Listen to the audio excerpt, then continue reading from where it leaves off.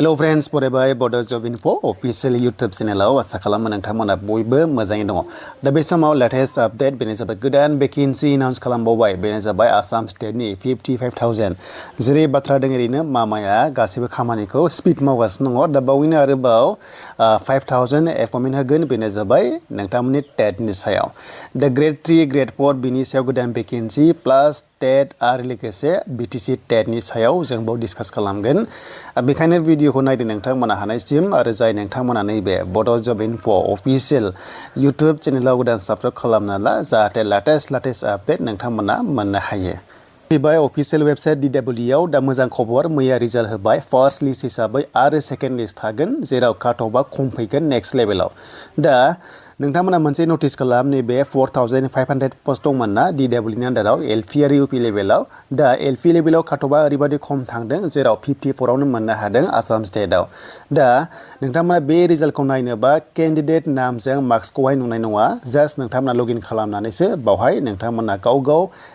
Select जादों जायाखै बावहाय नोंथांमोना मोननो हागोन आरो नै गावनि आइडिखौ होनानै नोंथांमोना लगइन खालामनांगोन। दा बेखौ जों नायोब्ला सिस्टेमा चेन्जनिफ्राय चेन्ज जाबोगासिनो दङ आरो लोगोसे BTC आवबो बेबादि जानायनि चान्सआ दङ जेराव नोंनि नाम बेनिफ्राय साइडआव मार्क्स बेसेबां दं बेखौ जायफ्रा सेलेक्ट जादों बेखौ नुवाबो जानो हागौ डाइरेक्ट लगइन खालामनानै सिलेक्सन जादों जायाखै बेखौहाय माने मोनथिनो हागौ आरो। दा बेखिनि नाथाय काट अफखौ होगोन काट अफआ डाइरेक्ट मैया होनाय बादि नोंथांमोना नै बावहाय नायनो हागोन नै काट अफ होनोबा नैबे LP आव क्लिक खालामबानो नोंथांमोना मा मोननो हागोन बेनो जाबाय काट अफनि सायाव आरो। दा बाथ्रा जाबाय आसामनि सिमा जेरै बाथ्रा होदों ओरैनो खामानिखौ मावगासिनो दङ गोबांथार स्पिड मावगासिनो दङ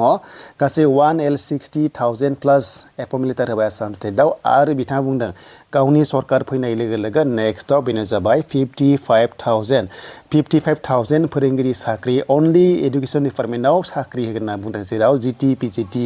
लेक्सारार प्रफेसार बेनिफ्राय DWE टेटनि सायाव नोंथांमोना मोनगोन बेयाव थाफागोन बेनो जाबाय जोंनि दाखालि आसाम स्पेशल टेट बर' मिडियामनि थाखाय पस्टआ बावहाय नोंथांमोना नेक्स्ट लेभेलाव मोनगोन। नाथाय मोनसे बाथ्रा कि जानि एग्जामखौ बिथांमोना लाग्रोनोबो हागौ इलेक्सननि सिगां मानोना इलेक्सननि सिगां एग्जामखौ लानो हागौ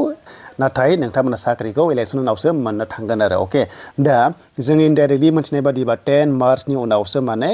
MCCआ नांनो हासिगौ बेखायनो एग्जामखौ लाग्रोनोबो हागौ जेनोखि आसाम स्पेशल टेटआव नोंथांमोना एप्लाइ खालामदोंमोन। मानि थाखाय 10 मार्च होनदों मानोना आसामनि अरुण'दय स्किम होननाय मोनसे दङ बेखौ जोङो 10 मार्चआवसो मोनसिगोन नालाय जुदि 10 मार्चनि सिगां MCC नाङोबा 10 मार्चआव होनो हानाय नङामोन बेखायनो उनाव नांसिगोन खोमा बेखायनो 10 मार्च लांबाय बिथांमोना अब्ला इलेक्सना मेआवसो जानाय चान्सआ दङ। दा नायदो आसाम स्टेटआव लाख साख्रि होगासिनो दङ नाथाय BTC आव दासिमबो गोबां बेले बेजेयानो जोबाखै दासिमबो मोजां साख्रिखौ होनो हायाखै गोबांथार माने इयुथ्सफोरा नेगासिनो दङ जेराव टेटनि सायाव ग्रेड 4 नि सायाव ग्रेड 3 नि सायाव गोबांथार साख्रिनि माने गोबांथार रिजाल्ट नेगासिनो दङ दासिमबो BTCआ साख्रिखौ माने होनो हाथ'वाखै दायो गोदान सरकारा बर्तमान नाथाय समजों लोगोसे होगोन बेथ' नंगौ बाट खामानिया स्ल' जादों। दा बेखौ नायोब्ला गोबांथार इयुथ्सआनो माने दुखु मोननाय फोरमायदों जाहाथे ग्रेड 3 ग्रेड 4 नि रिजाल्टखौ होयो होननानै आरो टेटनि सायाव टेटखौ नायोब्ला नोंथांमोना मिथिबाय जे बिनि डकुमेन्टस भेरिफिकेसना जोबजोब्बाय। दा जोङो BTC टेटखौ नायोबा बेनि डकुमेन्टस भेरिफिकेसननि लास्ट डेटआ 18 फेब्रुवारिमोन जेराव जोबजोब्बाय दा मात्र सर्टलिस्ट खालामनांगौ आरो मेरिट लिस्टखौ पाब्लिश खालामनांगौ। दा BTCआ काट अफआ बेसेबां थांगोन बेखौ बुंनो हाया नाथाय LP लेभेलाव आंनि साननाय बादियाव 58 आरो 59 आव थानो हागौ बर' मिडियाम एसामिस मिडियामाव 62 एबा 63 थानो हागौ बेनो जाबाय LP लेभेलाव 65 प्लास थानो हागौ बेनो जाबाय एसामिस मिडियामाव आरो लोगोसे जेनोखि बर' मिडियाम होनोबा 64 आरो 63 आवबो थानो हागौ बेनो जाबाय UP लेभेलाव। दा बेखिनि आरो दा रिजाल्टआ माब्ला मोनगोन होनोब्ला जास्ट एनालाइज खालामनानै सर्सआव मोननाय बादिबा 25 निफ्राय 28 फेब्रुवारिनि गेजेराव बावहाय मोननो हागौ बेनो जाबाय LP UP लेभेलाव। बेनिफ्राय ग्रेड 3 आरो ग्रेड 4 दासिमबो केन्सेल खालामाखै दे गोबांथार माने माखासे थार्ड पार्टि मानसिफोरा बुंगासिनो केन्सेल जाबाय होननानै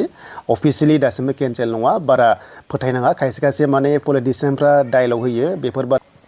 दा खायसे खायसे माने पलिटिक्सनि मानसिफ्रा बुङो जे केन्सेल जाबाय होननानै दा बेफोर माखासे पलिटिकेल डायलगसो बेफोर नंजोबा दा बेखायनो बांद्राय नोंथांमोना नेगेटिभाव थानाङा दा समजों लोगोसे गासिबो थिग जागोन दा बे लास्ट सप्तायावनो माबा मोनसे खबरा फैनो हागौ CSB निफ्राय दा बेखिनियानो आरो दा मिथिबाय जे आसामनि सीमा जेरै बुंदों बेबादिनो खामानि मावगासिनो दं नाथाय जोंनि काउन्सिल लेभेलाव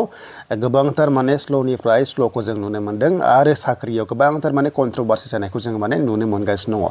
आइ हप जाहाथे BTC सरकारा थाबैनो साख्रिखौ होयो आरो लोगोसे लाइमोनफोरखौहाय एंगेजमेन्ट खालामना होयो